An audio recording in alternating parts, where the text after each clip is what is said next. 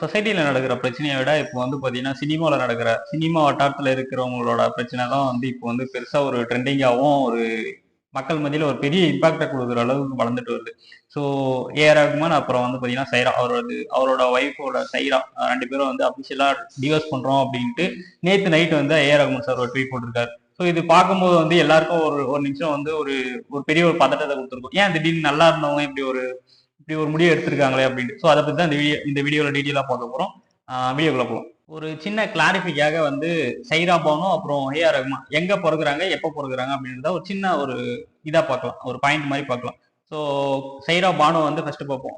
குஜராத்ல கட்சின்ற ஒரு பிளேஸ்ல வந்து பிறகுறாங்க. 1973 பிறகுறாங்க. அவங்களுக்கு வந்து ஏஜ் பார்த்தீங்கன்னா இப்போ வந்து 50 ஏஜ் ஆகுது. ஏஆர் ரஹ்மான் வந்து பார்த்தீங்கன்னா ஏஆர்ஆர்ன்றதை வந்து நம்ம மீன் பண்ணி சொல்லியிருப்போம். ஏஆர் ரஹ்மான் சொல்லியிருப்போம். ஸோ ஏஆருக்கு வந்து என்ன மீனிங் என்னைக்காச்சும் கேள்விப்பட்டிருப்போம், என்னைக்காச்சும் யோசிச்சிருப்போமா? ஏக்கு வந்து பார்த்தீங்கன்னா அல்லாஹ், ஆர் வந்து பார்த்தீங்கன்னா ரக்கா. அல்லாஹ் ரக்கா ரஹ்மான், அல்லாஹ் ரகா ரஹ்மான். அதான் வந்து ஏஆர் ரஹ்மான் சொல்லிட்டு இத்தனை நாள் வந்து நம்ம காலப்போக்கில் வந்து சொல்லிட்டு இருந்திருப்போம். ஸோ இவர் வந்து பார்த்தீங்கன்னா ஜனவரி 6 1967 பிறகுறாரு. ஜனவரி 6 1967 வந்து சென்னையில் பிறகுறாரு. அதாவது வந்து அந்த காலத்துல அப்போ வந்து மெட்ராஸ்ன்னு சொல்லியிருப்போம்ல. ஸோ அந்த காலத்துல மெட்ராஸ்ன்ற சென்னையில வந்து இப்போ இருக்கிற சென்னையில வந்து பிறகுறாரு. அவர் வந்து பார்த்தீங்கன்னா ஒரு தமிழ்நாட்டை சேர்ந்த ஒரு தமிழ் மகன் தான். இவரை பத்தி நம்ம பேசணும், இவரை பத்தி இவர் என்ன சாதிச்சிருக்காரு அப்படின்ட்டு நம்ம ஒரு பர்டிகுலரா இவரை பத்தி பேச தேவையில்லன்னு நினைக்கிறேன். பத்மஸ்ரீ பத்மபூஷன்ட்டு ஒரு வேர்ல்டு லெவல்ல வந்து ஒரு மியூசிக் டைரக்டரா வந்து எங்க போய் கேட்டாலையும் இவரோட புகழ் வந்து எந்த நாட்டுல கேட்டாலையும் சொல்லுவாங்க. ஸோ அந்த அளவுக்கு ஒரு ஃபேமஸான ஒரு மியூசிக் டைரக்டர், ஒரு சொல்ல தேவையில்ல. ஸோ அந்த அளவுக்கு ஒரு ஃபேமஸான ஒரு மியூசிக் டைரக்டர். மார்ச் 12 1995 வந்து மேரேஜ் ஆகுது. அதே சென்னையில தான் நடக்குது. ஸோ சென்னையில தான் மேரேஜும் பண்றாங்க. இது வந்து family arrange by their families. So இவங்களோட மேரேஜும் வந்து பாத்தீங்கன்னா அரேஞ்ச் மேரேஜ் தான். இவங்களுக்கு குழந்தைங்கன்னு வந்து பாத்தீங்கன்னா கத்தீஜா, ரஹிமா அப்புறம் அமீன்ற ஒரு ரெண்டு பொண்ணு, அப்புறம் ரெண்டு பொண்ணு, அதுக்கப்புறம் வந்து பாத்தீங்கன்னா ஒரு பையன் இருக்காங்க. ஒரு பொண்ணுக்கு வந்து கத்தீஜான்றது வந்து 28 ஏஜ் ஐ திங்க். அப்புறம் ரஹிமா அமீன்றவங்க வந்து ட்வின்ஸ். ஸோ இவங்களுக்கு வந்து பார்த்தீங்கன்னா 21 சம்திங் 22 ஏஜ் ஆகும்னு நினைக்கிறேன். ஸோ இந்த டைம்ல வந்து இவ்வளோ பெரிய பர்சனல் ஆயிட்டாங்க. ஸோ இவங்களோட ஒரு பெரிய ஃபேமிலி ஆயிடுச்சு. இவ்வளோ காலம் கடந்து வந்து வாழ்ந்துட்டாங்க. 29 இயர்ஸ் சம்திங், 29 இயர்ஸ். இப்போ வந்து இவங்க வந்து ஒரு டிவோர்ஸ்ன்னு சொல்றது வந்து யாராலையும் ஏற்றுக்க முடியாத ஒரு விஷயம். ஸோ அவங்களோட சைட்ல இருந்து பார்க்கும்போது அவங்களோட ஒப்பீனியன், அவங்களோட ஒரு உரிமை, அவங்களோட ஒரு சுதந்திரம். ஸோ அவங்க வந்து பெரியறேன் அப்படின்ட்டு சொல்லிட்டாங்க, ஆக்சுவலா சொல்லிட்டாங்க. நேற்று நைட் வந்து ஏஆர் ரஹ்மான் வந்து ட்வீட் போட்டிருக்காரு. ஏன் பிரிஞ்சிருக்காங்க, என்னையாச்சும் நம்ம யோசிக்கிற மாதிரி ஏதாச்சும் ஒரு இன்ட்ரி கிடைக்குதான்னு பாத்தீங்கன்னா அந்த மாதிரி ஒரு சம்பவமே எப்பயுமே நடந்தது இல்லை. ஏன்னா பாத்தீங்கன்னா ஒரு சைலண்டான ஃபேமிலி.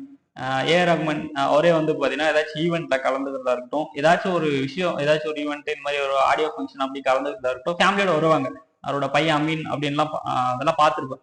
கேர்ள்ஸை பார்த்ததுல. ஸோ பாய் அமீன் வந்து பார்த்துருக்கு. நானே நிறைய ஈவெண்ட்ஸ் ஆடியோ லான்ச் எல்லாம் கூட்டு வந்திருப்பாரு, நிறைய பாட்டு பர்ஃபார்மும் பண்ண வச்சிருப்பாரு. ஸோ ஃபேமிலி அவரோட சைடா அவங்களும் வந்திருக்காங்க. ஸோ அவங்கள வந்து பேஷண்ட்டை வந்து என்னைக்குமே நான் பார்த்தது இல்லை. இவங்க ஃபேமிலியில ஏதாச்சும் ஒரு ப்ராப்ளம் அந்த மாதிரின்றதும் நான் வந்து ஒருவேளை சரௌண்டிங் ஏதாச்சும் நடந்திருக்கலாம். பட் எனக்குன்ற அளவுக்கு ஒரு வெளியே தெரியுற அளவுக்கு எந்த ஒரு பிரச்சனையும் வந்ததில்லை. இவங்களுக்குள்ள என்ன பிரச்சனையா இருக்கும் அப்படின்ட்டு என்னாலையும் சரியா யோசிக்க முடியல. ஸோ பிரச்சனைன்றத வந்து பாத்தீங்கன்னா ஒரு ஒரு எமோஷன் ப்ரெஷர்னால வந்து பிரியணும் அப்படின்ட்டு பார்க்கப்படுது. ஏன்னு பாத்தீங்கன்னா நேற்று போட்ட ட்வீட்ல ஏஆர் ரஹ்மான் சார் வந்து ட்வீட் போட்டிருப்பாரு. ஸோ அந்த ட்வீட்ல வந்து நம்ம படிச்சு பார்க்கும்போது ஒரு சில விஷயம் புரிஞ்சிருக்கும். இவங்களோட ஒரு எமோஷனல் ப்ரெஷர்ல வந்து ஒரு வேறுபாடு, இல்ல ஒரு ஒரு எமோஷனல் ப்ரெஷர்னு வச்சுக்கலாம். ஸோ அதுல வந்து இவங்க வந்து அதனால அந்த ஒரு காரணத்தினால வந்து பிரியறேன் அப்படின்ட்டு சொல்லியிருக்காங்க. ட்வீட் போட்டிருப்பாரு. அதை வந்து நான் வந்து இங்கிலீஷ்ல போட்டிருக்காரு. முடிஞ்ச அளவுக்கு நான் தமிழ்ல டிரான்ஸ்லேஷன் பண்ணி சொல்றேன். அது வந்து இந்த மீனிங்கை வந்து என்னால ஒரு டீப்பா என்னால் அண்டர்ஸ்டாண்ட் பண்ணிக்க முடியல. ஸோ படிச்சு காட்டுறேன். 30 வயதை எட்டுவோம் என்று நாங்கள் நம்பியிருந்தோம். ஆனால் எல்லாமே கண்ணுக்கு தெரியாத முடிவாக தெரிகிறது. கடவுளின் சிம்மாசனம் கூட உடைந்த இதயங்களின் கணத்திலும் தடுங்கக்கூடும்.